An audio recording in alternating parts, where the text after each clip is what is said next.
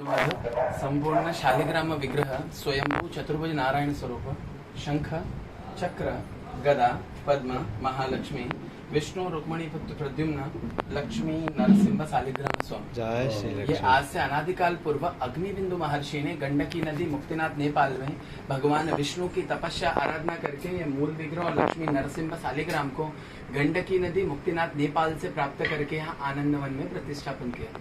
ये काशी का भूतपूर्व नाम आनंदवन, दूसरा काशी, तीसरा 80 वरणे और मध्य, 80 नदी और वरुणा नदी के मध्य में बीच में होने से इसको वाराणसी और मुगल काल में बनारस, ऐसे प्रमुख 4 नामों से इसको जानते हैं। यहाँ पर ला करके अग्निबिंदु ऋषि ने अपनी तपस्या के फलस्वरूप भगवान के विग्रह और ये शालिग्राम को इधर प्रतिष्ठापन किया। इसीलिए अग्निबिंदु का बिंदु और विष्णु का नाम माधव, दोनों को मिक्सअप किया, इसलिए इनका नाम बिंदु माधव। नीचे में आपने तीर्थ अर्थात गंगा के दर्शन किए, उनको पंचगंगा कहते हैं। गंगा यमुना सरस्वती किरणा धूतपापा, जिसमें कि गंगा यमुना सरस्वती आपकी प्रयागराज से इधर काशी में आती है, किरणा धूतपापा नीचे मिलती है, इसीलिए इनको पंच नद तीर्थ पंचगंगा घाट के नाम से जानते हैं। वो यहाँ का स्थल है। काशी दर्शन यात्रा श्लोक विशेषवम माधवम ढुंडिम दंडपाणिम च भैरवम वंदे काशी गुहा गंगा भवानी मनोकर्णिका। ये संपूर्ण काशी यात्रा श्लोक काशी विश्वनाथ, अन्नपूर्णा, विशालाक्षी, ढुंढीराज गणेश, काल भैरव, दंडपाणी, बिंदु माधव, सभी का दर्शन, मध्याह्न काल मनोकर्णिका स्नान, काशी यात्रा परिपूर्ण, ऐसा इधर का स्थल। ये आज से 500 वर्ष पूर्व श्री चैतन्य महाप्रभु जी काशी आए थे। जैसा कि हमने चैतन्य चरितामृत में स्वाध्ययन किया है, आप ये अध्ययन किए होंगे तो आपको मालूम होगा कि आज से 500 वर्ष पूर्व श्री चैतन्य महाप्रभु जी जब काशी आए तो उन्होंने भगवान बिंदु माधव जी के बारे में बहुत सुना था, तो भगवान के दर्शन करने के लिए आए। तो जैसे आप अभी भगवान के सम्मुख खड़े हैं, इस तरह भगवान के सम्मुख से परिवर्तन इतना है कि पहले विग्रह उधर में हुआ करती थी।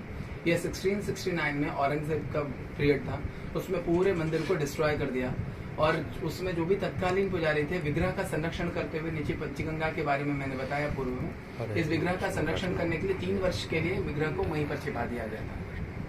3 वर्ष के बाद अपने महाराष्ट्र के बहुत अच्छे फाइटर थे जिसको शिवाजी महाराज कहते हैं, उन्होंने उस विग्रह को वहां से निकाल कर पुनः यहाँ पर प्रतिष्ठापन किया है।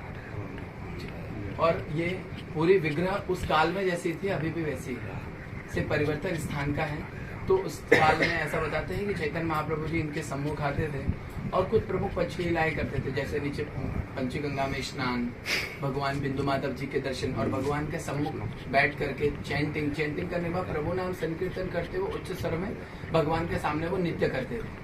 और यहाँ से नृत्य करते हुए गान हरे कृष्णा करते हुए यहाँ से काल भैरव से थोड़ा आगे बढ़ने पे एक स्थान है जतन वट, जिसे आपके चैतन्य चरितामृत चैतन्य वट के नाम से जानते हैं। उस काल में वहां पर एक वट वृक्ष था, उसके नीचे चैतन्य महाप्रभु जी बैठते थे, इसलिए उस काल में स्थान का नाम था चैतन्य वट।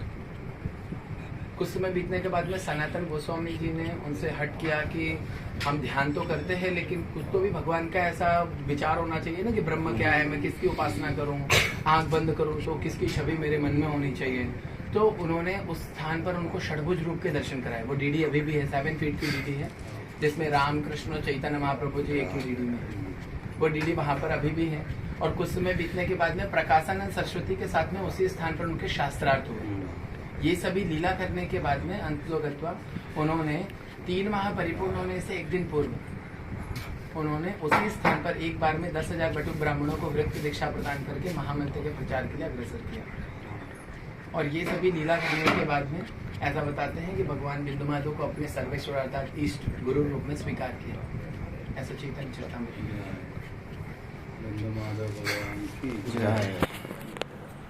इधर ये भगवान के उत्सव विग्रह है, भगवान बिंदु माधव है, उनके गोद में माता लक्ष्मी है, वो नीचे उधर गरुण है। अकाल मृत्यु अर्णम शर्व देवी नष्टम विष्णुवात और